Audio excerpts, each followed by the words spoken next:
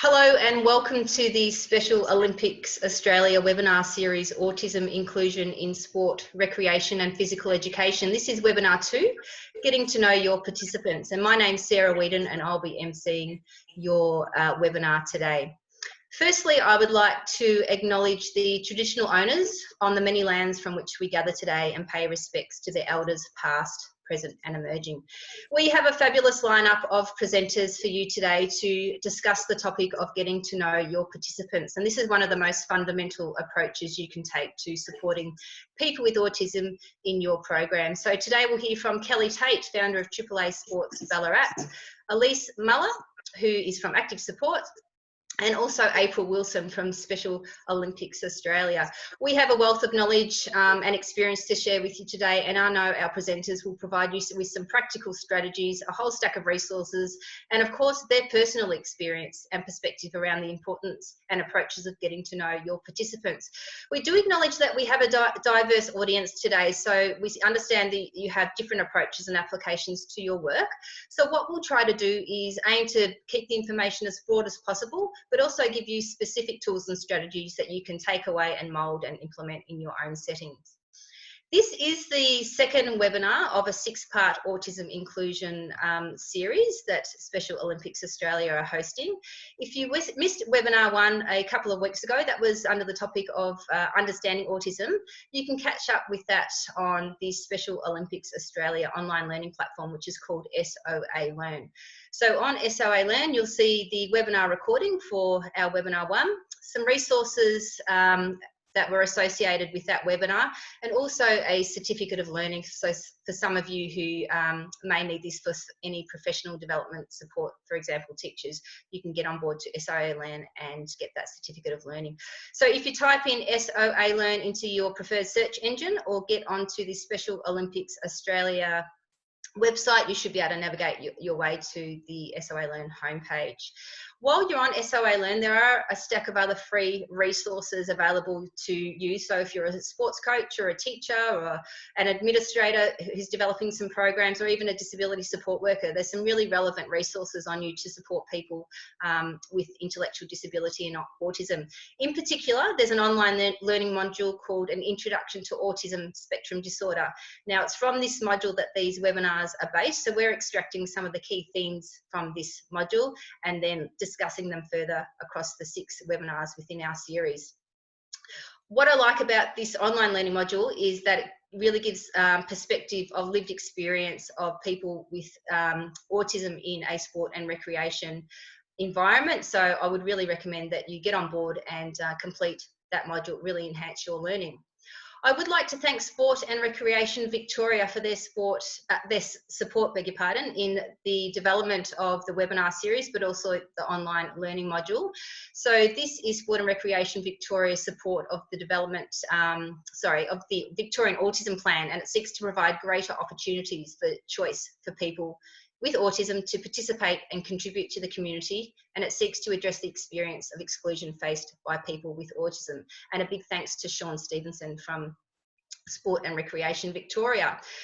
The platform Special Olympics uses is to support people with autism and intellectual disabilities through a number of sport, health, education and leadership programs. So Special Olympics Australia is part of a global sporting community and inclusion movement which has been supporting and empowering people with intellectual disability for over 50 years. Special Olympics was pioneered by the late Eunice Kennedy Shriver, who is sister to the US President John F. Kennedy, as well as sister to Rosemary Kennedy, who had an intellectual disability. Today, Special Olympics supports over 5 million athletes in 177 countries. In Australia, Special Olympics supports people with intellectual disability and autism, and some athletes join to have fun and make friends, while others are focused on winning and receiving medals. We have 19 official sports in Special Olympics in Australia, and it provides year-round training programs as well as competition at local, state, national and international level. And the pinnacle of the Special Olympics competition ladder is the World Games, which is hosted every 4 years on a 4-year cycle in both summer and winter sports. So let's get into it. I would like to make some formal introductions of our presenters. So Kellie Tait is the founder of AAA Sports Ballarat and an inclusion consultant. And Kellie founded AAA Sports Ballarat as a way to not only support her son who has autism to engage in a suitable sports program, but provide a safe and inclusive environment for people of all abilities, or children of all abilities, to engage in sport. AAA Sports Ballarat offers a year-round sports calendar across 4 different sports and has won several awards for its innovative programs. Kellie has been a keynote speaker at the National Disability Sport Conference and is currently working with AFL and Cricket Victoria, providing grassroots sporting opportunities for children of all abilities. Our next presenter, Elise Muller, is founder of Active Support and is an Indigenous VFLW player, an AFL Disability Ambassador, an autism activist, consultant, speaker and mentor.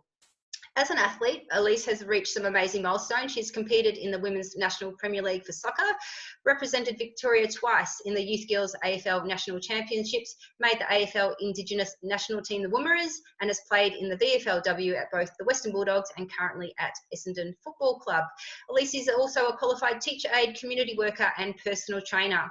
Elise has become an incredible autism advocate who has amassed a number of impressive achievements, including being awarded the Victorian Indigenous Young Achiever Award in 2016. Elise is changing the way the world perceives autism from a burden to an investment in their potential, and this positive approach will really come across in the way Elise presents today. Elise's ability to speak about her experience living with autism is helping create better inclusion, understanding and acceptance of autism, to embrace disability and diversity. And last but certainly not least, we have April Wilson, who is an inclusion specialist. April is passionate about inclusion and community sport, and she's had extensive experience managing community sport across a number of organisations, including YMCA Victoria, and was the Inclusion and Programs Manager at Gymnastics Victoria for several years, and just finished up there at the start of this year. April made a significant impact to the development of inclusion programs at Gymnastics Victoria. Currently working for the Nillumbik Shire, April also has some spare time, and in that spare time she coaches gymnastics. She volunteers on the state committee for the Special Olympics Victoria committee and oversees the athlete leadership program. So we have a wealth of knowledge and experience for you today. We really encourage to reach out and chat with our panel and also your fellow audience members. So there is a little chat icon that you might see at the bottom of your Zoom toolbar at the bottom of your screen. So use that to chat with the presenters and each other. If you do have a specific question for the presenters, there is a Q&A button that you can use, and you can forward your questions as you think of them throughout the webinar. We do have a dedicated Q&A section at the end of the webinar, but forward them through as you think of them. We'll do our best to answer all questions. We do need to remember that this is a safe space to ask questions, so please do questions that are really conducive to learning. However, we ask that you refrain from using any subject names or identifying language if you're using situational examples or information. So that's it from me. I would love to hand over to Kellie now to start her part of the presentation. Over to you, Kellie.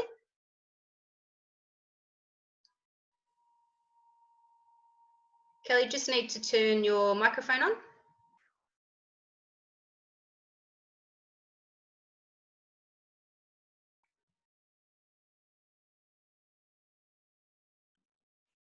There we go.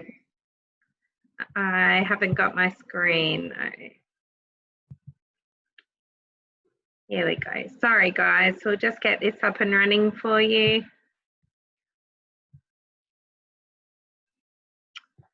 Well, thank you, Sarah. It's really exciting to be a part of this webinar series and to also have been a part of the online learning modules.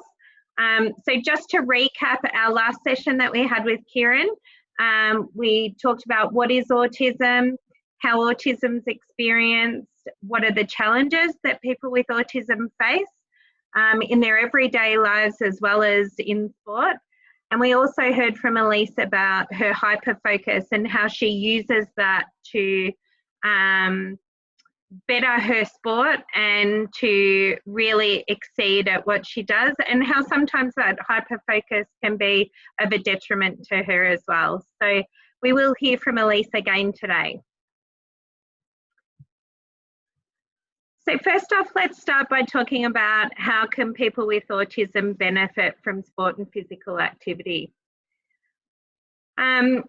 You know, it's common knowledge to everybody that sport on any level helps to alleviate stress and anxiety. It builds confidence and self-esteem. It improves social interaction and develops communication skills, helps to build friendships and develops physical literacy. It builds motor skills and skills related to fitness and muscle strength. And these are all things that help, you know, neurotypical people, but they're things that are really beneficial to people with autism. The important thing we want to talk about today is why we get to know our participants. And I believe that getting to know your participants prior to them coming into your clubs, into your schools, is the most important thing. So getting to know your participants will help you to be prepared. It will help you to plan for your sessions so they will run more smoothly and they will be less chaotic. It will help you to build rapport with your participants, learn more about them, helps us to improve as coaches because it makes us think outside the box a little bit. And it also helps the participant feel included and to develop their skills more quickly. And in turn, that will help them to feel more successful, which ultimately is what we want, them to feel successful. So who should we ask? When wanting to learn about the participants, we should always ask the participant first. They've got the best insight into what helps them, the best way for them to achieve. So we always ask our participants first. Next, we could go to parents and carers. Now, as a parent, I'm far happier if a coach asks me how can I support your child? Parents don't always offer this sort of information for many different reasons, but usually because we don't want our child to be singled out. But we're really grateful when you come to us and say, how can I support your child? What can I do that's going to make this successful for them?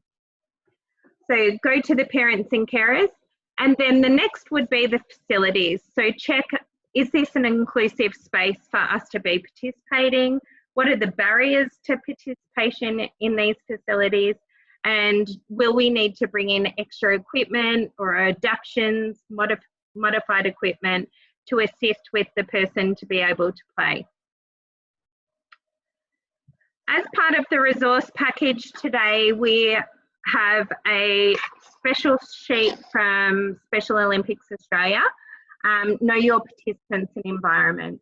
So like in any sport coaching and teaching session, it's essential to be prepared with the right information to plan your sessions and be comfortable asking questions. This will help to build your understanding of the participants or students you are supporting. So the important questions that you can ask of participants is, what do you like most about playing sport? What sort of support can I provide to you? Is there anything you find really difficult when playing sport? Have you played this sport before? Do you mind if I help show you how to do that? When talking to parents and support staff, make sure that you're always using the participant's name. So what does Cooper like most about playing sport? Is there anything that I should know that may impact Cooper's time playing sport? Are there any tips you can give me for encouraging Cooper's participation in sport?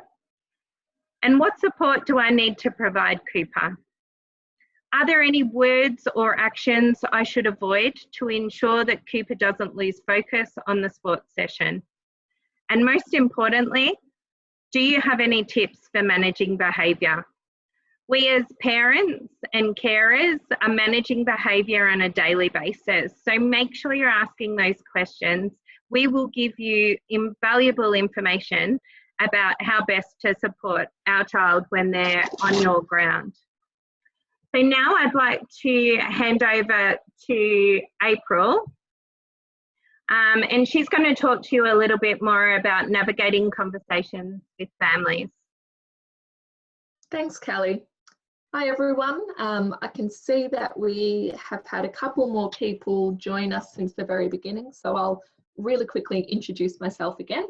My name's April and I'm the Sport and Recreation Development Officer at Nillumbik Shire Council, so working in local government. But prior to this, I was the Inclusion Manager for Gymnastics Victoria, and I'm also lucky enough to sit on the State Committee for Special Olympics Victoria and oversee athlete leadership there.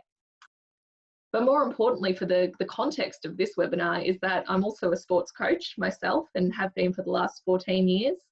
And I've also been fortunate to manage a sporting club for about 6 years and oversee about 40 young staff, young people, and have a lot of times where I've worked with them through navigating conversations with parents and carers on a daily basis. So today in my section of the presentation, we're going to be talking about how we can effectively navigate conversations with families. And something I'd like you to keep in mind, whether you're a teacher or a sports coach or whatever context you're in, is that you're going to be working with children and adolescents that may have disclosed diagnoses of autism spectrum disorder. Some may not be disclosed to you. As Kelly mentioned, there are a number of reasons why parents or carers may choose not to share that information with you. Perhaps positive, perhaps negative experience that they've had in the past, or not wanting their child to be singled out. You may have children with coexisting conditions, or there may be no diagnosis at all. The parent or carer may not be aware that there's any concern or any reason to pursue that avenue to have a diagnosis explored. So a whole lot of things to keep in mind. It doesn't really matter for the purpose of navigating these conversations. We're going to talk about how to do that effectively regardless of any of those situations. And Kelly, I'll get you just to flick over to the next slide for us there. Fantastic. So we're going to start with the basics here and speak about language. And the reason that I want to speak about language first is because when we speak about disability and when we speak about autism spectrum disorder, a lot of us spend a lot of time worrying about saying the wrong thing. And that's a really normal and natural thing to feel. Language is really powerful. It has an enormous impact and it's constantly evolving over time. And as you get older and you start to hear young people use different phrases and terms, you'll probably know what I'm talking about. Sometimes you have absolutely no idea what's going on. And that's because language evolves. So when we are thinking about speaking to people with an intellectual disability or any type of disability or autism spectrum disorder, we need to think about what is the most current socially acceptable terms, I suppose, and be aware that these change over time.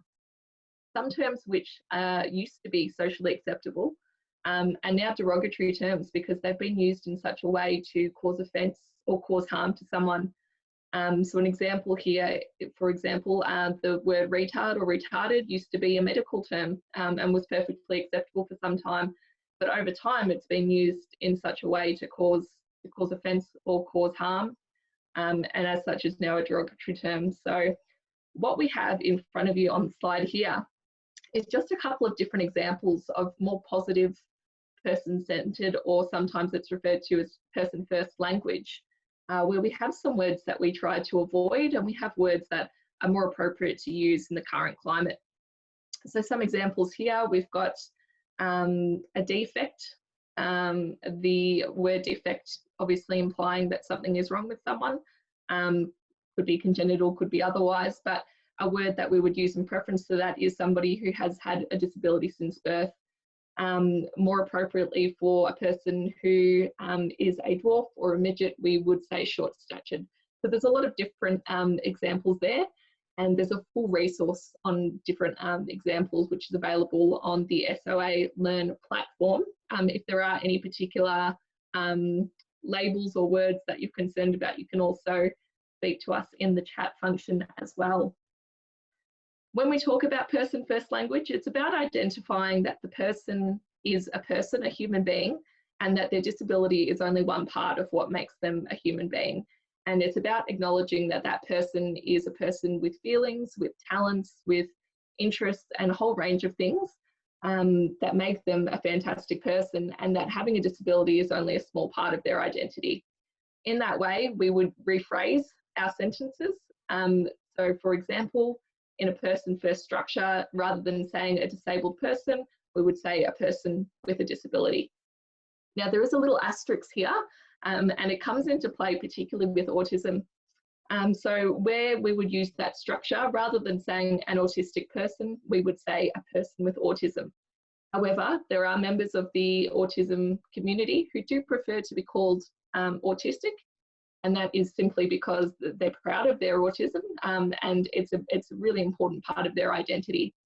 And so when we're getting confused about that and we're trying to figure out whether to use person first language or not, the simplest rule to follow is person first language, ask the person first. So speak to the person, listen to the way that they refer to themselves, the way they refer to others, and pick up on that style of language. And that's the style of language that you use when you're speaking to them or about them as well. Remembering that it's always the intent behind what you're saying that is most important. And as long as you are being positive and not using different terms and labels with an intention to cause harm or offence, you can't go too far wrong. And I'll just get Kelly to swap over to the next slide there. I've got you there. Fantastic. So now that we've got a little bit more of a grip on language, we're going to apply that to conversations and how we speak with families. And the first point that I want to make there is that you are expected to be an expert in your sport if you're a sporting coach, or an expert in physical education if you're a teacher. And we respect that the parent or the carer is the expert in their child. And by communicating and working effectively together, you can create the most positive possible experience in sport for that child. There's a few tips on the slide here that hopefully are mostly common sense, but I know some of them can be tricky. Things like Kelly mentioned, asking how can I best support your child, and being proactive in approaching the parent or carer to show that you have a care for their child is very important. Listening very carefully to what the person has to say. And it's very normal, again, if you're anxious about having this conversation, sometimes we listen to respond rather than listen to understand. So it's about slowing down and making sure you're really absorbing everything that the other person is saying. You can do that through active listening, like repeating the points back to them, remembering to consider how they might be feeling themselves. If you were in their shoes, how would it feel to be having this conversation? Always probing for more information and showing a vested interest in their child's experience in sport. Looking to build a long-term relationship with them to show that, again, their child's participation in sport is important to you and it's something that you're willing to work on together. Having that open door policy, so if there's any concerns that a parent or carer might raise with you, that they can feel comfortable in approaching you, even if it is something that's sensitive or uncomfortable, and always checking in regularly to have regular progress updates. Encapsulating all of these, I think the most important thing to say here is to be compassionate. And as a coach and someone who's coached for a long time, I understand that it's frustrating when you don't have all the information from the parent or carer that you think you might need to give that child their best possible experience in sport. However, we need to understand that the parents and the carers and the families that we work with are on a journey of their own, understanding what's best for their child. And by being compassionate and empathetic, we can also help them with that journey and do it together. So another question that I get very often particularly from young coaches, where approaching parents or carers or families can be quite intimidating for them, keeping in mind that a lot of sport coaches start at the ages of 14, 15, 16 years old, is when they've noticed that something's not going quite right in the class. And how do you raise that with a parent or a carer? It's important to recognise that sports coaches aren't appropriately qualified to diagnose a child with a condition, including autism, and it's not appropriate to make any suggestions of potential diagnosis to a parent or a carer when you're talking about things that might be happening in that sporting environment or class. So it's very important that we don't make any suggestions towards those things. It's not our place to do that. What our place to do is to describe what's happening in the class and work with the parents or carers towards possible solutions. And a lot of the time that is behaviour management and having consistency along what's happening at school, at home, and in the sporting environment as well. So it can be helpful to imagine that you're describing behaviour over the phone. That way, we take emotion out of the equation And if you are approaching a parent or a carer for the first time to describe something that hasn't gone very well in a class, you can imagine that if you come out with lots of emotion because you've seen something perhaps that was uncomfortable or a little bit shocking to you, you quite quickly get them in a defensive stance, and that's not what we want for someone who we're trying to work with and collaborate with effectively.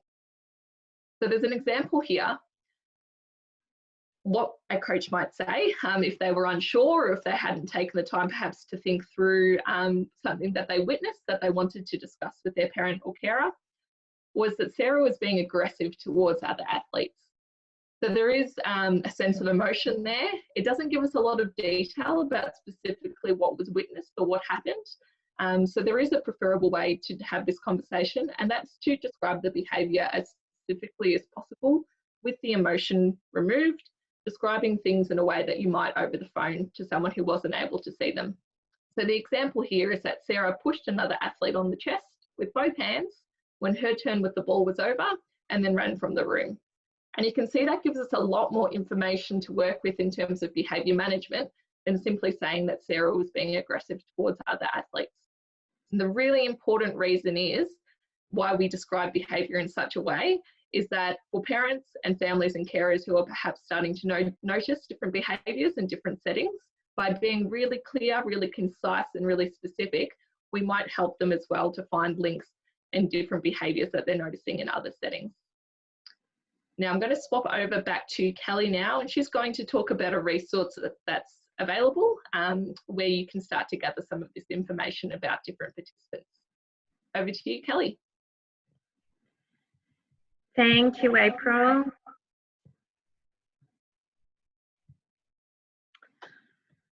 Okay, so at AAA Sport, we use a individual player profile, and a lot of sporting organisations will use these as a tool to help you to gather information about your participants.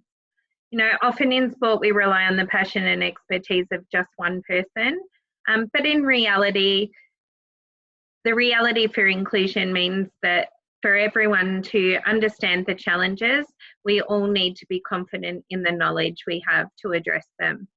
So having all participants or carers complete an IPP, an individual player profile, will assist you with creating a safe and inclusive space for people to participate in. So on the SOA Learn website, there will be a copy of our AAA Sport individual player profile that you can access at the end of the webinars. So why is an individual player profile important? An individual player profile provides background into the participants' challenges. It provides valuable information about the person's abilities. It gives you a guide on how to modify and adapt the programs. It also helps us to create a safe space for participants. It offers confidence in our ability as coaches to support them. And it also offers structure for our sessions to be more inclusive.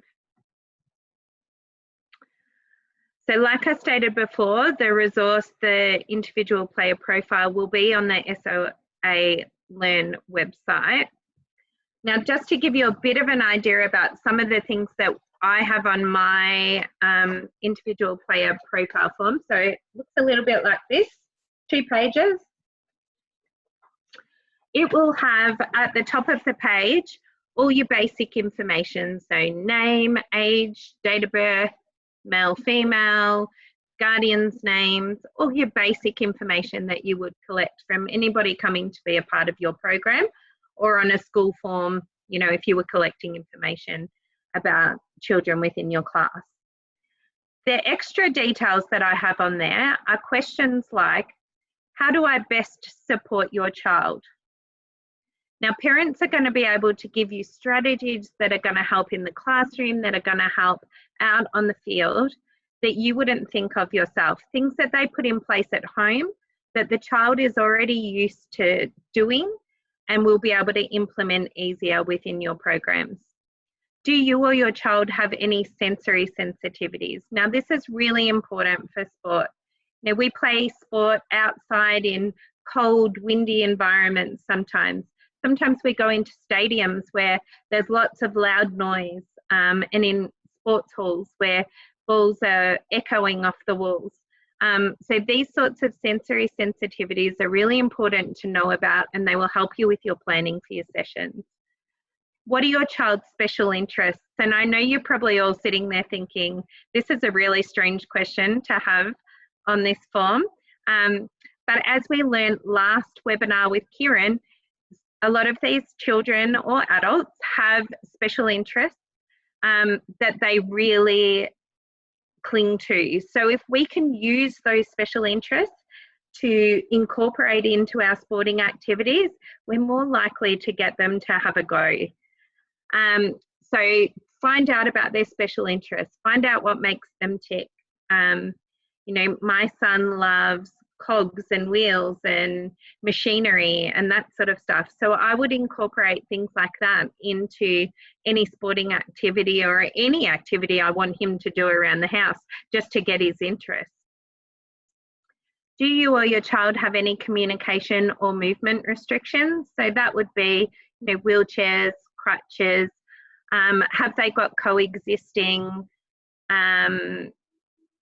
conditions with their autism? You know, a lot of children who are on the autism spectrum have a coexisting condition, which could be anxiety, it could be some form of cerebral palsy, it could be ADHD. There's so much that they could have going on at the same time. So it's important to understand what those coexisting conditions are as well.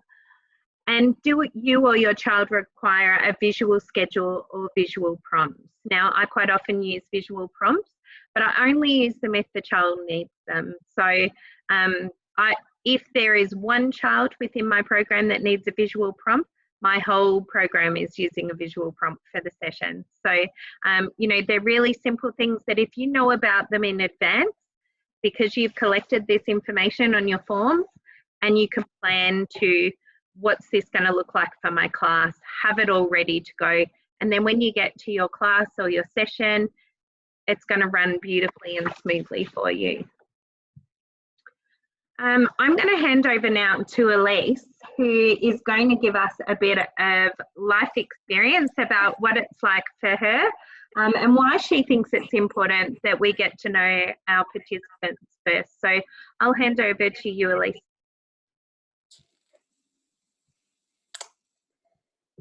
Thanks, Kelly.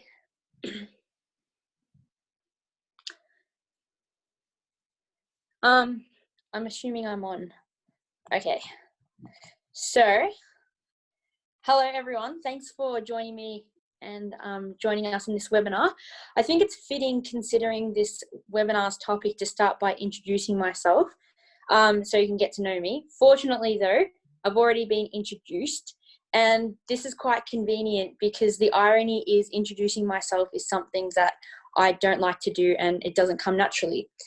If you approached me in school or at training and commenced small talk with me, or asked me to tell me a bit about myself to you, I would go blank. It would be too broad. I would become really hot and anxious and shut down and try to hide by dropping my head, maybe kicking the dirt, or if my mum was there, I'd be likely hiding behind her. This would seem normal if you're imagining me as like a 5-year-old or a 6-year-old. However, this is something that I've struggled with my whole life, right up until about 21 years and 7 months of age, when I learned the script of how to introduce myself professionally in a professional setting. Meeting peers though is still fairly difficult, which is why I prefer to engage in sport because it's structured. I learned the footy script and it's linked in with my interest of football. So introducing myself is pretty easy. It's, hi mate, yeah, good mate, my position is, and say the position, what's yours? And then acknowledge, probably nod the head. And then after 30 seconds of that conversation, ask, do you want to kick? So if getting to know me is so important, then why am I reluctant? When you speak to me, everything is new. Your tone is new. The smell of your perfume is new and distracting. Your use of sarcasm and humour is new. The environment is stimulating and distracting, and I don't yet know if I can trust you. I need to understand how you speak and what you mean, and trust that you will accept me and not see me as less. There is a stigma with autism that we don't want to connect, which is false. We want to connect, but we know it's difficult to connect in a way that's embraced by our peers and by the teachers and the coaches. There's a lot involved when someone's trying to talk to me. So if you want me to talk to you, I need to be able to understand what you're saying, which means your questions need to be linked with and accommodating of my processing. So speaking literal and not too much, so I'm not becoming overloaded. The second thing is I need to feel confident in responding to you, which means I need to have pretty good self-esteem and confidence in my ability in a way that you will understand. And the third thing is then I need to trust that you will value my response. You're not going to shame me. You're not going to interpret my attempt as me trying to be funny. And you're also going to protect me from my peers shaming me. This is, so having autism means as we grow up, because of our communication difference, we're likely to experience more social rejection, which can be quite traumatic. And from that, in my experience, I've then adopted fixed beliefs and perceptions of the world that the people around me is unsafe and I need to protect myself from the world, which means disengage. When meeting a participant and creating rapport, keep in mind that trusting you is what I need to first engage, but I won't engage if I don't trust that I will be safe. So therefore, I will likely be reluctant to make the first step, and it is up to you to it's basically up to you and allowing me to get to know you and finding out that we share interests So getting to know the participant is fundamental, and it is what will make me feel safe to show up. And it is where we will get the answers in how to engage. So a bit of an example, in school, my teacher, along with the other teachers, my PE teacher didn't really try to get to know me, as the new teacher was calling out the names. So they'd be going like, Josh, Ben, these are the identified random names. I'll say Kelly, thinking she's on my mind. And then it would she'd just be running down the roll. As soon as someone says here, I'll just tick it. And then it'll be like Elise. And then I'll say here, and they go Elise, and they look around. Okay. And I already know that therefore the name Elise Muller means something to them. And over the years, I learned that the name Elise Muller meant that I was a student with special needs. I was the one who had a bad year the previous year, and the one that the teacher could send to SSG, which was the student support group, when I was too disruptive for your class or session. When I was disruptive, they did try to stop my behaviour, and this taught me that it's inappropriate, which meant I would hold it in until later, most likely when I got home, and I would have then a massive meltdown. From this, I would learn that I was seen as bad, even at my best, and this would escalate my unhelpful behaviour, and I would progressively disengage with you and what you want from me. So many times I got in trouble from like the coaches and PE teachers perceiving me as not listening. So when I'd be super, super engaged, I'd be like excited. I would be stimming, so probably like making random noises repetitively and running and calling out things. And the teacher's response would be to come down harder to teach me that it wasn't okay, and I would need to sit out. It was only then that I became disengaged, because I would feel rejected and I would lose my confidence. So me not doing what you want isn't me disengaged. It's me shut down or having a meltdown is me disengaged, and then it's not necessarily, it's not my fault. They didn't get to know me to be able to know what an engaged Elise looks like. And from this, the rapport was lost. And then again, I'd shut down, meltdown, or become more hyperactive because I had so much anxiety. Behaviour, even if it isn't unhelpful in teaching the rest of the class, does not mean that I am intentionally being disruptive, challenging, or naughty. My behavior has more to do with the trigger, such as my energy, your approach, and the environment, and then what I'm thinking or feeling about you. I am very impulsive in the moment and reactive to my environment than what the coaches and teachers probably give me credit for. But instead they assume that I'm being challenging and disruptive on purpose. In the moment, being impulsive is a strength and a challenge for you as a coach and a teacher, and for me. It means that if you have great rapport, I can easily snap out of it and become redirected. If you get to know me and you know what works for me, it's going to be how I feel safe. It will be your leverage for me to engage with you and how I will show up my best, as my best. It will also give you like the ability to encourage me to share more information with you if we have great rapport, which you can then use to strengthen your approach. If you want success with me, then you need to know my interest, because my interest is the foundation, like Kellie said, and the pathway for success. And then if you want to get to know my autism, it's not going to be through finding out what is autism. You need to then take the next step and going, what is Elise's autism or the other person's autism? So what are my sensory needs rather than Elise, autism? People with autism have sensory needs. What are Elise's sensory needs? So what specifically are my sensory aversions? What things do I seek? What sensory things do I seek? And when do I need them? When is it too much? I think there's a bit of a stigma of people can either be sensory avoiders or sensory seekers. I definitely will seek things when I need it in order to keep calm and to stay focused.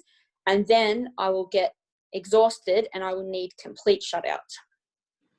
I have autism.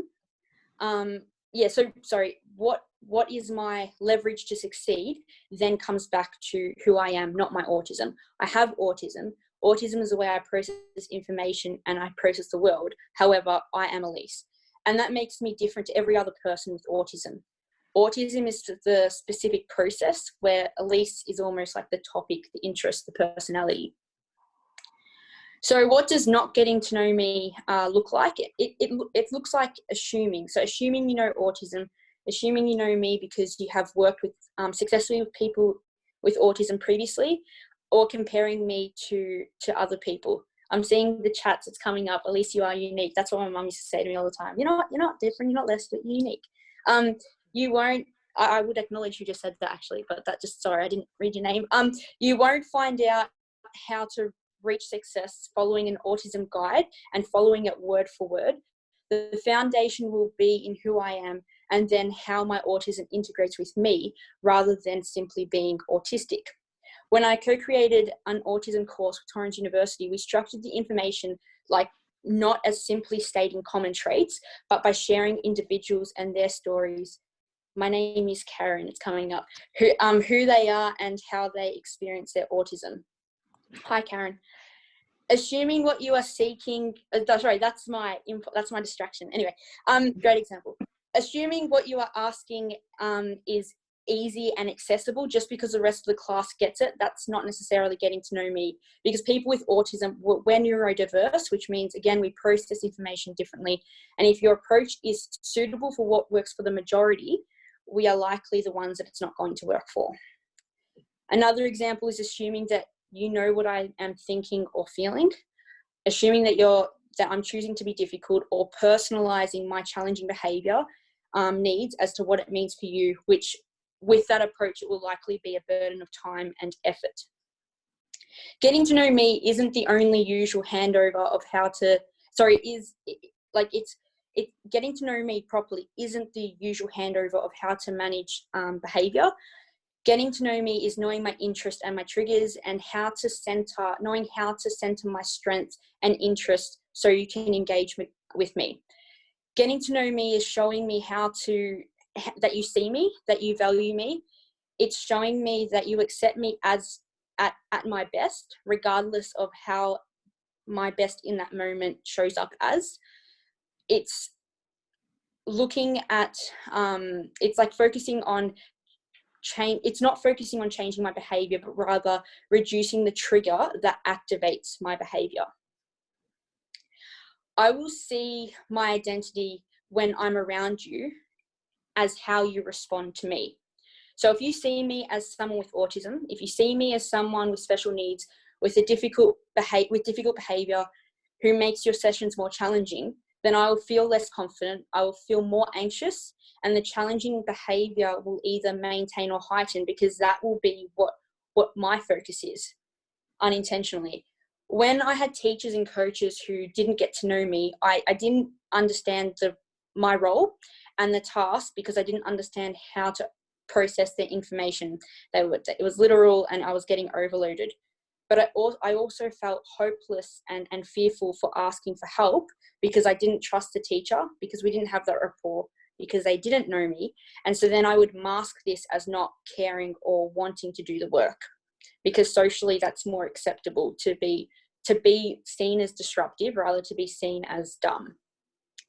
I felt that I was too different. I didn't feel safe or that I belonged. Ultimately, I disengaged, and they didn't know how to bring my interest into the conversation to keep me focused or to help me understand, because they didn't get to know me. Rapport is essential in re-engaging a participant, keeping in mind that when I show up as an 18-year-old to soccer or to footy, I had already had a lot of previous traumas of getting rejected. So I didn't show up as, this is a clean slate, I'm going to meet a coach. I showed up with all the internalized, or all the baggage and fixed beliefs of, this is how the world sees me. So when you see someone that's already disengaged, understanding that the way they see themselves, the way they see the world is probably going to be the biggest challenge. And then you have the other thing of how to actually engage them and for them to understand.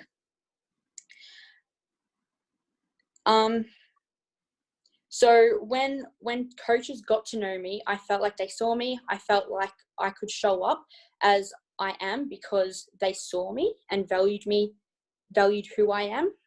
I appreciated them because they valued my presence, and I did show up the way that they needed when I could. I felt safe, and I feel empowered to try my best, and I want to please them.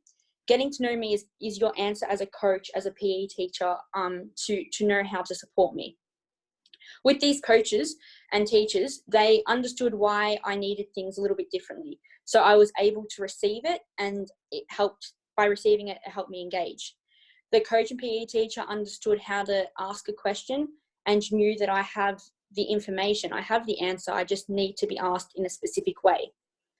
Following instructions didn't seem so hard, because the teacher and coach used my interest as a metaphor, so I could visualize and follow and remember instructions better.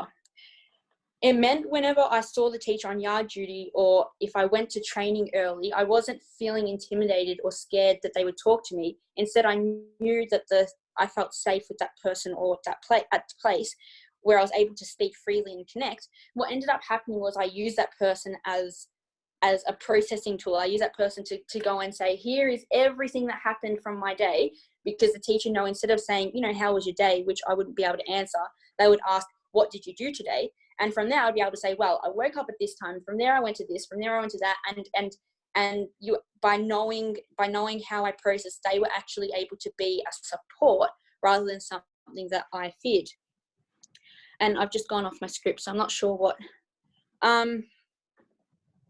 Yeah, so that person would probably know that a conversation, my mum always says, it's not a conversation, because I'd say, thanks for talking with me. She always says, a conversation with Elise is very one-sided. And she said, all she is useful for is to be a happy observer until I get all the information out. And as I get older, she becomes more and more frustrated.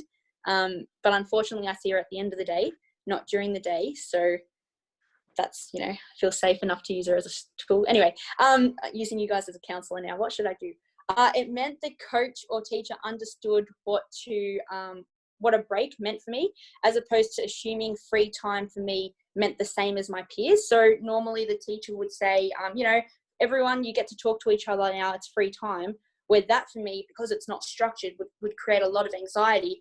From there, my behaviour would escalate to be unhelpful, and then it would take a lot to get redirected, but usually then I'd get into trouble, and it just, I was lost then. Also understanding that by that time I'd held myself in for a very long time. I'm going off track, so I might just, anyway. It meant when I was shutting down and feeling overloaded, the coach or teacher could ask me questions that would help instantly engage me. And it meant that the coach allowed me to yell out and stim chicken nugget, chicken nugget, chicken nugget every time I kicked the ball, because they valued my engagement, which meant by doing that, I could stay engaged. My anxiety then went down and I wasn't then stimming the whole session. I would only stim until it was like 3 minutes. If you, shout out to Michelle, who's the coach I'm referencing there. If you get to know me, I will think you are the most interesting person purely because you have an interest in me. I will be able to try my best and not fear that you will reject or compare me. I will feel I have a friend in you, regardless of your age, purely because there are limited peers who see my differences as a strength. I will be able to show up and I will and bring my world into your conversation. This will, my interest is my safety and my motivation. My special interest is my leverage to succeed and engage, which is your leverage to have success with me and engage me. Conclusion, don't worry, not speaking for too long. Actually, I probably have. Anyway, having a teacher or coach get to know me made a massive difference in my life. It either was another reason why I didn't belong, why I felt the world wasn't meant for me, or I had no value and thought the world was unsafe. Or when done well and they got to know me, it was my lifeline, my safe place, my safe person, where through you I could connect to a part in myself that was my best and where I could have fun and where I am enough. My peers growing up didn't have the skills to know how to frame questions, to feel confident in letting a hyperactive odd kid play with them, and to be patient to sit there and engage in a one-sided conversation. But when done right, my peers felt confident to engage with me because the coach or teacher modeled that my response was valued. In order for you to enable me to engage, you need to get to know me first. Conclusion, you always repeat the main part, so it's not, anyway. In the beginning, you may think my needs are a lot and that I am very different to all your other participants. But what you will realize is that I'm actually very consistent in my odd responses. So when I have a friend, or when I have my mum, or when I have my teacher, that, like my mum said in the beginning, she was like, what, like this is she's a teacher for 30 years. But when she had me, she was like, this is just very, very different. But then once I got to like 8, I'm one of 5 kids. Once I got to about 8 years old, my mum was like, consistently from 8 years old to now, I've been her easiest kid, because the other kids kept kind of changing and she kept finding what different things that worked. Where for me, even though initially my behavior, probably not initially, the whole time, let's be real, my behaviors have been quite big, the same responses help, and so then you can prevent it and it becomes easier. Working with participants on the spectrum will be successful if you learn who I am, what my autism is, without stigmatizing all people on the spectrum, and make room for me in your approach rather than trying to make your approach fit onto me. It's the approach that doesn't work for me, not my brain. Autism is different, not less, like fish are friends, not food, same syllables. Getting to know the participant is fundamental. It is what will make me feel safe to show up. It's where you'll get all the answers and on how to engage me. We on the spectrum find success when the environment caters for our needs and the person believes in our potential. The answers are in getting to know us. Thanks for listening. Hopefully this webinar, you will get more insight. I wrote this down because I'm not good at anyway.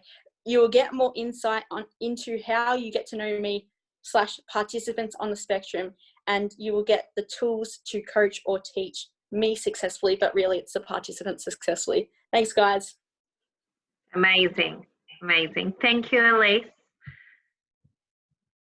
I will just get our presentation back up.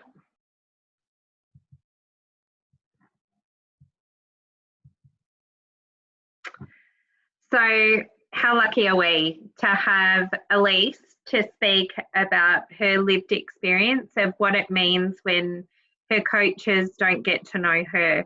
I think we can all walk away from here today going, wow, and rethinking our approach to how we approach our participants, how we approach our lesson plans, how we approach everything. So I think Elise really highlighted there why it's important to gain that information on our individual player profiles, like we talked about before.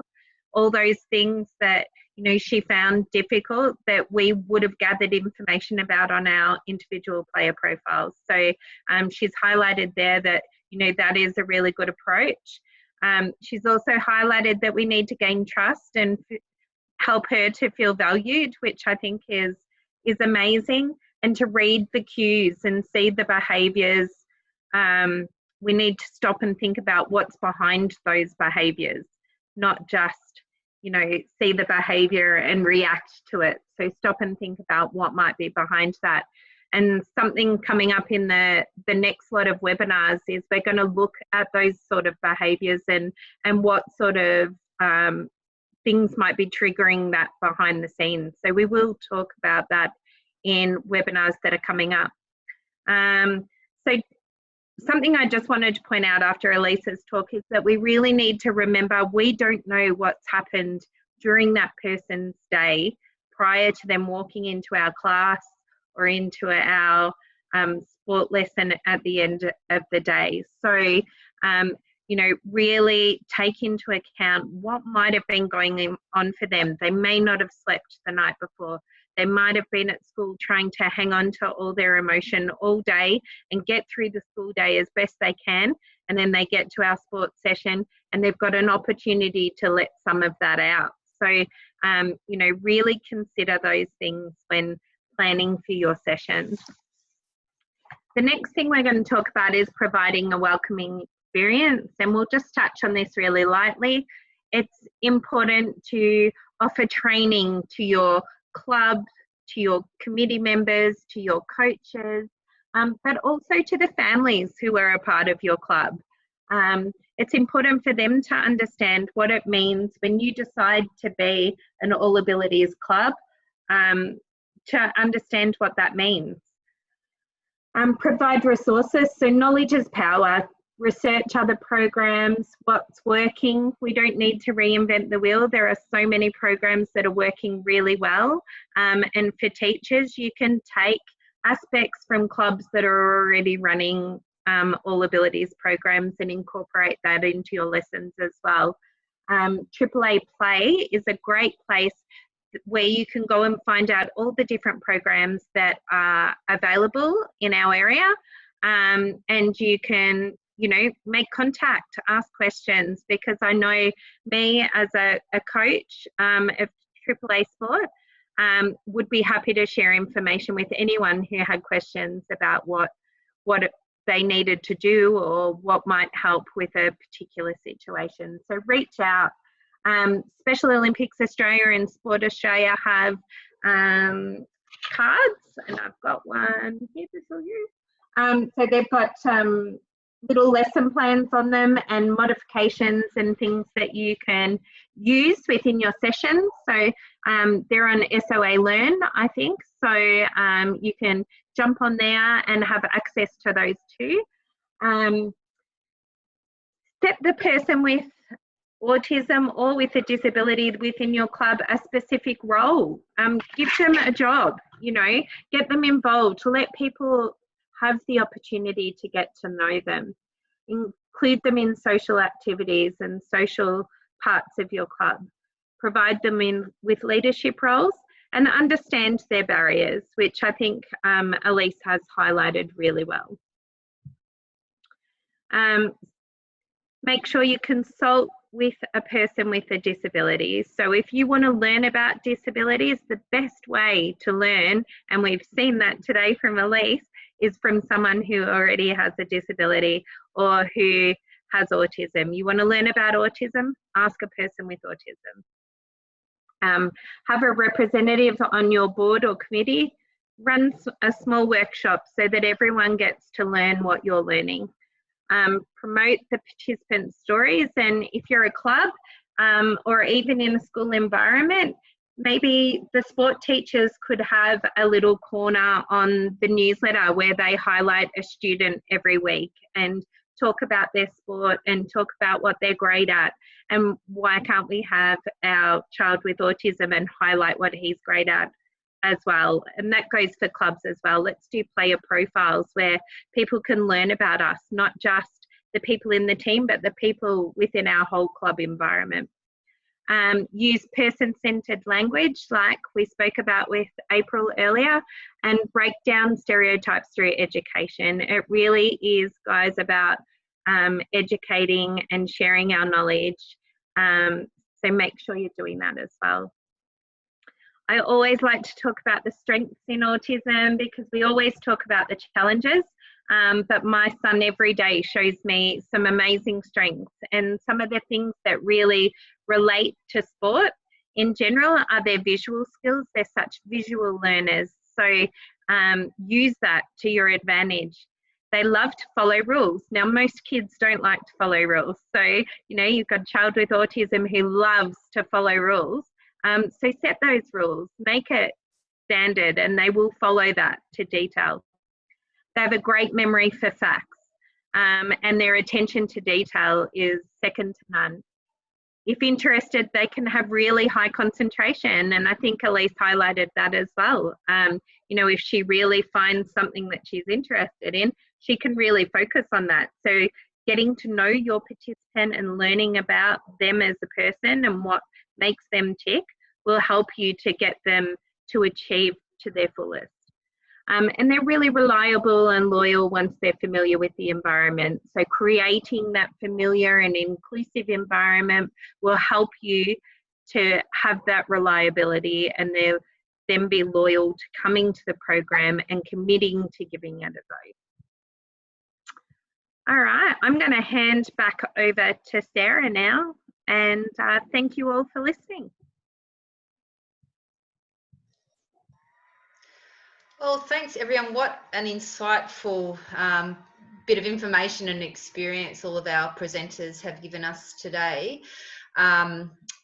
There's been a lot of response and a lot of positive energy around Elise's presentation, which I think is to be commended. Elise has done an amazing job, and you know, listening to her speak and her experiences and just giving insight, because I think we've probably been conditioned to not ask too many questions because it might seem offensive or otherwise, but I think if we counteract that intuition, we actually do need to ask questions, and we do get to we need to get to know our participants to fully understand and support them. So congratulations to all of our presenters for that information.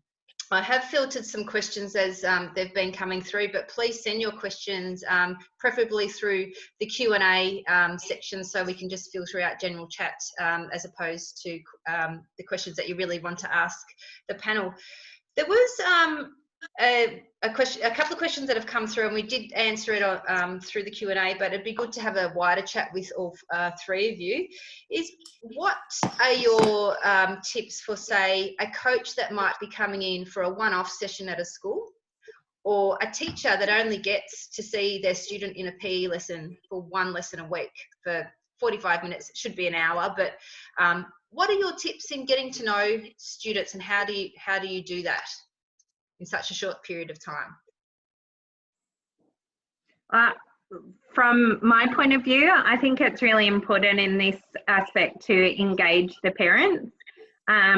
What I do with my son, which I think is really important, is when we have our PSG meetings about his schooling, his general schooling, we invite the PE teacher to come along to those sessions, because sport's important for me and for my child, and I want him to be successful at it, and I don't want him to feel like he's being left out of it.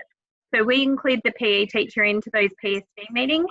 They get to hear about all the things that we're implementing in the classroom, that we're implementing at home, that they wouldn't normally have access to. So before they even go to their lesson, they've got that insight into what's going to help. Thanks, Kelly. See, April, you're nodding. Do you have anything to add to that? Because I Yeah. know you've come in and out of course. as a coach, you've been in that situation. So what's your approach been? Absolutely. So I've been in that situation myself, and I've also guided some others through it too. So I'll refer to an example. While I was at Gymnastics Victoria, we engaged a club to go into the Port Phillip Special School and teach rhythmic gymnastics for the first time. So we were working with children with varying degrees of disability and autism as well, and introducing a brand new sport to them. They'd never done rhythmic gymnastics before. And so in order to make those sessions as effective as possible, we had very little time to deliver the activities as well as get to know the participants. We had them fill out their individual player profiles beforehand. And that way the coach who was taking those sessions got to know a little bit about the participants beforehand. And it just made it so much easier to click and connect with them and build rapport quickly once things were underway. To build on that, you could go even further. You could get photos of the children so that you're going to know what they look like when you get to meet them. If it's a once-off session or you're going in for a block of, say, 6 sessions, as a lot of deliverers do, you could film your own introduction video and get them to know a little bit about you so that they know what to expect when you go and meet them for the first time. And you can have as many tricks up your sleeve, just ready to go as possible. So if I'm going to a school or to deliver a program for the first time, I've got my visual aids and I've got music or the option to turn music off if I need to. I've already checked out the space I'm delivering in. I know what kind of environmental factors I'm up against. And I've just got a few little tips and tricks sort of ready up my sleeve, even though I'm not quite sure which ones I'm going to have to use yet. I'm starting to think through some possible scenarios. And I think it's that presentation, that preparation, that's probably the most important thing when you're up against that challenge. And it is really challenging for coaches and teachers, definitely. It is, you're having a once-off challenging. Elise? Yeah, it's very possible. Sometimes like they're 25 minutes, sometimes they're an hour, but it's very possible for that to be like the best hour of the week. I used to, for about 4 years, go from school to school 1 hour a fortnight, and had a bit of an autism group. And I noticed it's like almost like change your physiological state changes then how you can feel mentally. So being a physical activity, which is sport, is almost ideal in being able to enable someone to speak, given that the prompts are able to be processed. So instead of tell me a bit about yourself, it might be, okay guys, instead of doing like the whole person bingo that they normally do at the beginning of the year, which is kind of intimidating, it might be, okay, so we're going to run or walk or something, and make sure it's timed, not distance measured, because you want the fit kids to be able to go at the same at their best, and not to mean that other people fall behind. But it might be, okay, so you're going to go from here, and then in 20 seconds you're going to I don't know, tell someone what you're interested in, or write it on a piece of paper. Then you're going to go and maybe, I'm just making this up, but maybe it's like me, you'll do a push-up, or you'll try to get a basketball, and then you're going to come and then put the next thing of the piece of paper. And then you can almost integrate that player profile at the beginning. If it's not written, it could be go and do an activity, and one by one, you're going to, we might stand back to back, and we might, I might ask you questions such as, what's your favorite thing to do in your spare time? And then they'll say, I don't know, play with cars, and they can go and continue with the game. So you're eliminating the fear of the facial expression. I don't know. I don't think time is a limit. I think it's almost great, because it means you can have specific time where it's the best, and then when they're going to crash, they go. Yeah. I love that If idea. you're introducing timers and visual schedules and all that sort of stuff, then introduce it at the start of the class for everybody. Yes. So that it's there and it's part of the lesson and it's what's expected, so that nobody's being singled out. That child's getting what they need, or adult. But yeah, and it's just what's expected of the whole class. And I think it's fun. I think that's a method that you spoke about last week as well, Kelly, and we will talk in the next webinars coming up about some really specific strategies such as timers and visual cards or visual aids. So we'll dive deep into that within the next webinar. There's lots of good resources around there for you to tap into. Here's a question. So tips on how do you get your peers, say you're at a primary school, and Elise, you spoke before about your peers didn't understand you and they didn't know how to connect with you. So what sort of tips would you have as a person with autism in trying to get your peers or your fellow students or your fellow teammates to actually understand you when you are quite young? What strategies could we engage there? You can respond what you see as good. So, and not making it in a patronizing way, because if you're not responding in a way that's good for everyone, so what I mean by is if I've done something good, maybe not haven't answered it correctly, if that was the thing, instead of just saying yep and move on to the next person. If you acknowledge every single person, like, oh, thank you for sharing, what about this, and redirect it, it means that you're not, always value verbally or physical or something, value that you see me, because that will model that the teachers that respected me, the kids that always bullied me, didn't bully me in those classes. And I can't say what was going on in their head, but it was very interesting. And then the teachers that didn't, they were always kind of telling me off.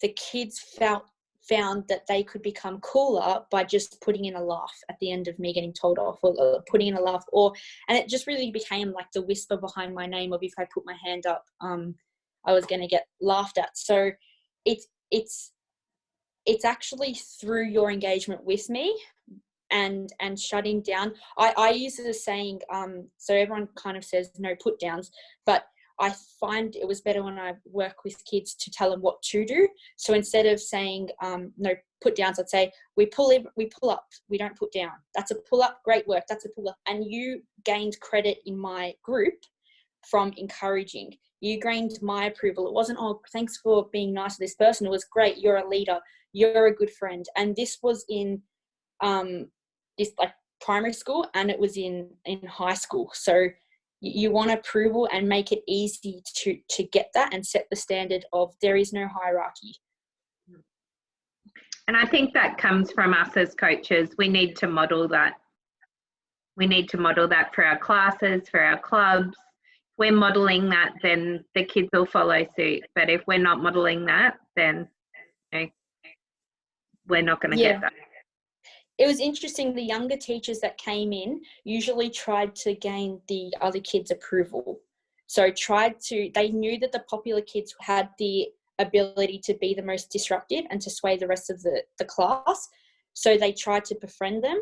And whenever that happened, it related to the expense of me or the other kids in the special needs group, they actually lost control of the class, because the direction wasn't in the learning, the direction was in what's happening amongst us all. So it was more social. Yeah. And I think you pointed out before as well, Elise, is what you see happening, maybe in terms of misbehaviour, isn't actually what is happening. It might be a sense that you've been overstimulated, or you need to go and regulate, and that I think that's quite an insightful thing that you've said. And I think we've had a few comments on that as well, is that, okay, now people understand that misbehaviour doesn't mean that you're being naughty. It might just be an expression of what's going on with you. Could be the uniform is irritating me, and this today, like my mum said, no, you have to wear the school uniform because you've got like 3 demerit points and you're going to get a detention. Could be a lights flickering. Could be that it was a new teacher, I wasn't expecting that. It could be that the whiteboard's squeaking and I'm not focusing on what they're writing, but I'm focusing on the squeaking. It could be, oh no, I know the teacher aide is going to come next to me and they have coffee at lunchtime and they're going to kneel and they're going to try to do the whole, which is good, like eye level kind of sitting with me as opposed to going over me, but I'm going to smell their breath. It could be like so many things. And these are all things that we would find out through our IPP. So, you know, if they were sensory sensitive to the smell of coffee or, you know, to lights or whatever, these are things that we would have on our IPP, and then we would be able to think, oh, this might be going on for Elise because I read that on her IPP. Now what can I do to change that up for her? Yeah, and don't try to mask it with deodorant. Good tip, thank you. There is some questions that have come through about, so now you have all of this information, so you've got your individual player profile or you've got your student profile. What do you do with it now? What do you do with that in the context of, say, a whole group setting in a class, at a PE class, or down at the sporting program? And what do you do with, maybe you've got a couple of students that have additional supports? How do you manage all of that and put it together and make sure that everyone feels supported and have a good experience? What are some strategies around that? I think the most important thing with those individual player profiles is to get them ahead of time and utilise them in your preparation. So when I'm doing lesson planning to deliver a gymnastics class, for example, I'm not only thinking about what skills we're doing that day, but also how am I delivering it? In what way am I organising the class to move around the circuits? What will I do if I need to go and assist one person? How can I minimise the impact on the rest of the class and keep them active and engaged while I do help one person? And when is it best for that to occur during the lesson? So it is great to have those profiles on hand and to be able to refer to them in the moment. But I think, and you may have something to add to this, Kelly, I think the best thing that I found them useful for is for the preparation and to start thinking about possible solutions ahead of time. Yeah.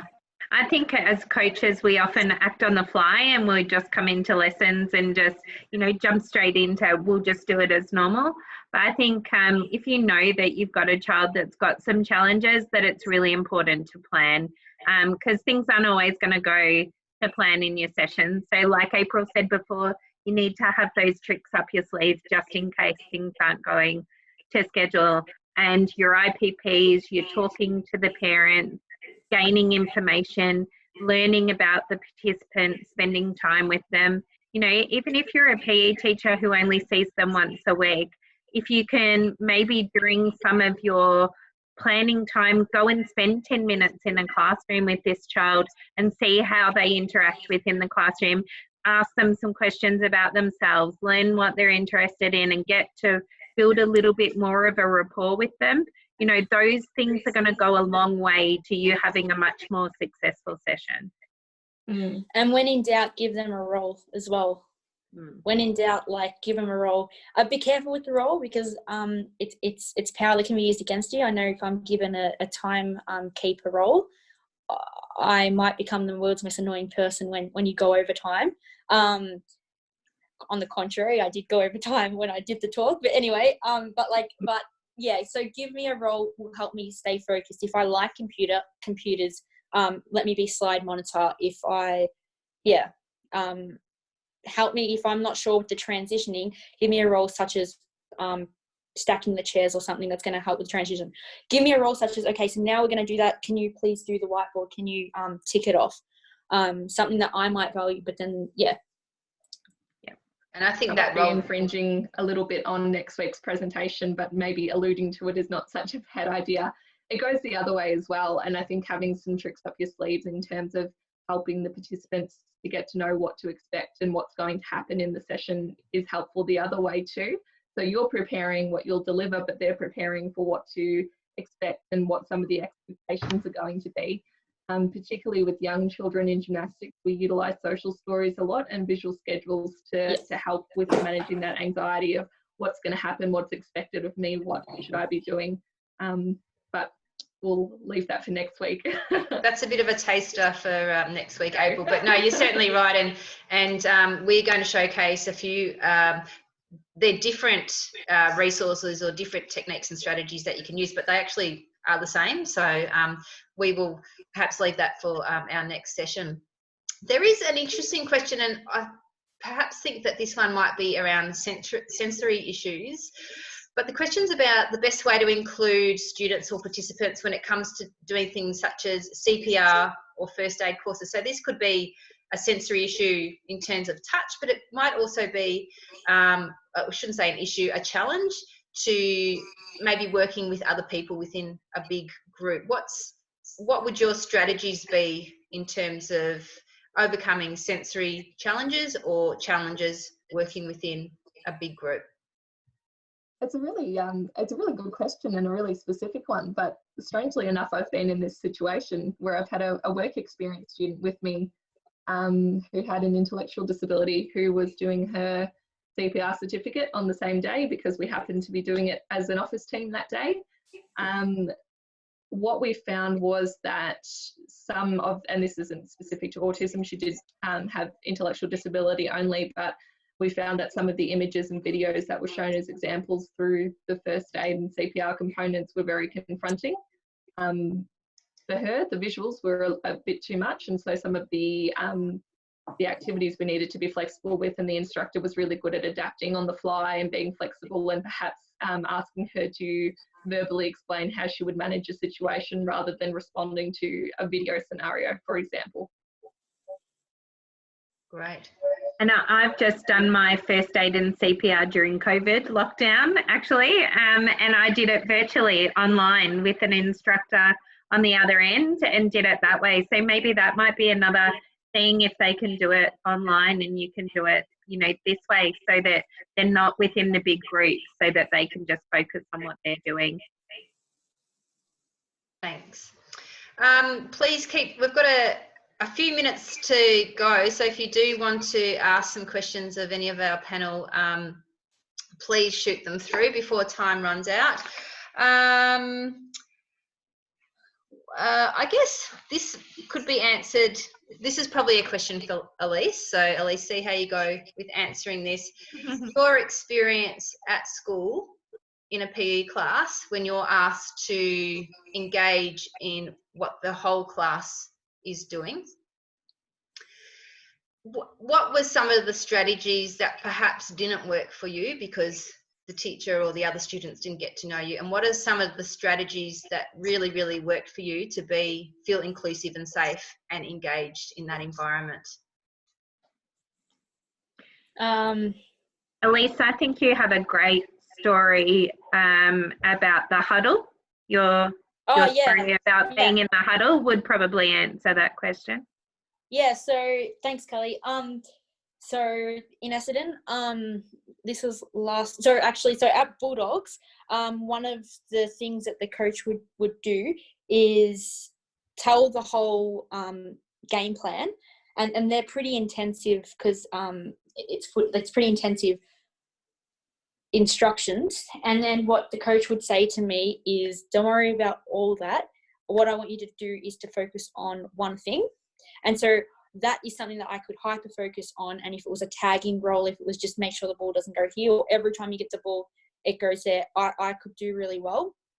When I was at Essendon, the coach let me, so I was told, because the irony is that when it's community level, I really, really struggled in footy because it wasn't structured.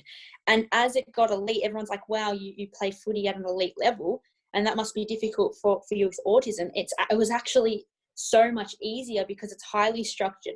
The player, the coach's idea is, we want you to perform at your best, because otherwise it's a waste of a player on the list.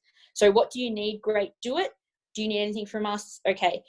We were all given the schedule prior and expected to know about it.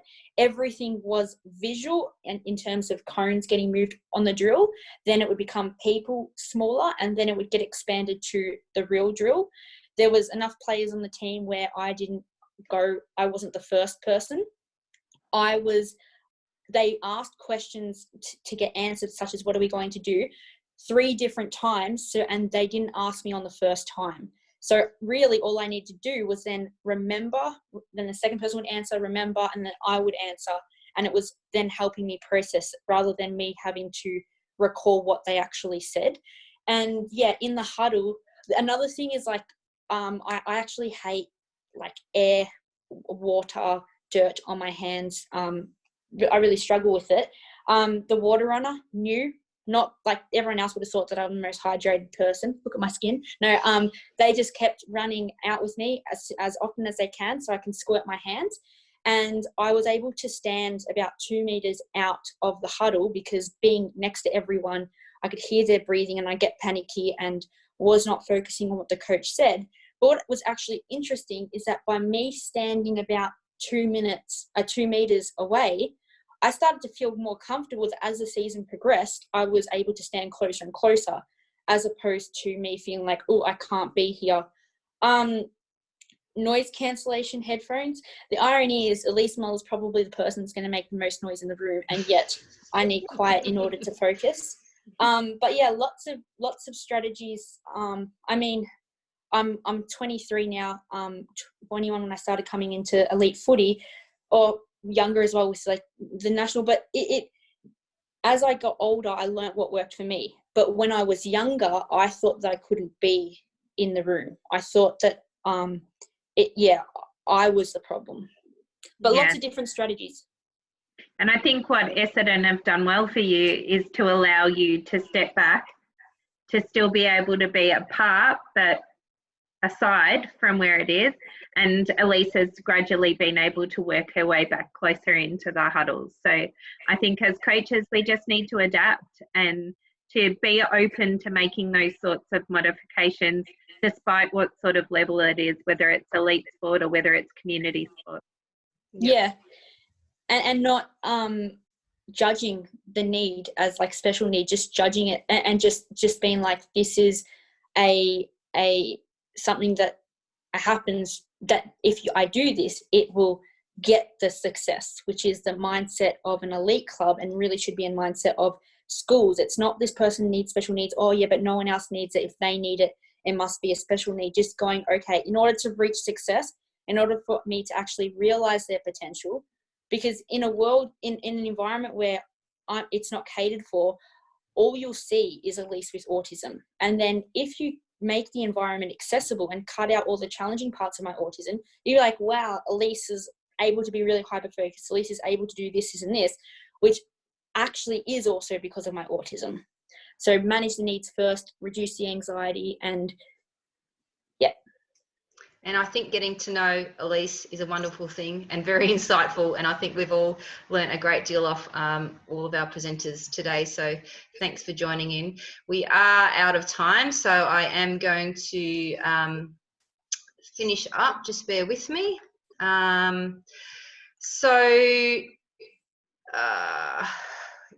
Thanks for joining us today. If you do want to listen or see this recording again, get onto SOA Learn. We will be uploading some of the resources we spoke about. So Kellie's individual player profile, some person-centered language, and a couple of other resources that you can jump onto and engage in. If you need a certificate of learning, that will also be on SOA Learn. Just give me about a week's time to get it all ready. If you want to stay connected with what's happening in disability inclusion, get on to Access for All Abilities Play. This is a state government funded service that people with disability can find opportunities in the local area to play, but it's also a great way to stay connected with what events and conferences and news that's happening within the industry. So get onto the AAA Play Facebook page or their website and sign up for their monthly newsletter. Our next webinar in the series is going to look at communication and inclusive practice. So we've planned this for Tuesday, the 14th of July, but that is to be confirmed. But we will go cover some of the, I guess, the tools and strategies that we touched on today in terms of communication. We will have Kellie presenting at that webinar, and also Emily Rennie's from 10 Pin Bowling, who 10 Pin Bowling have got a fabulous story how they've been able to develop their bowl patrol program specifically for people with autism, and they have lots of resources to share with you at the next webinar. I'll send some information out to you when it's time to sign up and we're ready to go. If you do want to make contact with any of our presenters today, you'll see their email addresses on the screen. If there's anything in particular that you would like addressed through this series, please contact me, Sarah Whedon. But once again, we thank you for joining us, and keep an eye out for an email from me over the next few weeks where I'll share some information about our next webinar, which is communication and inclusive practice. Have a good night.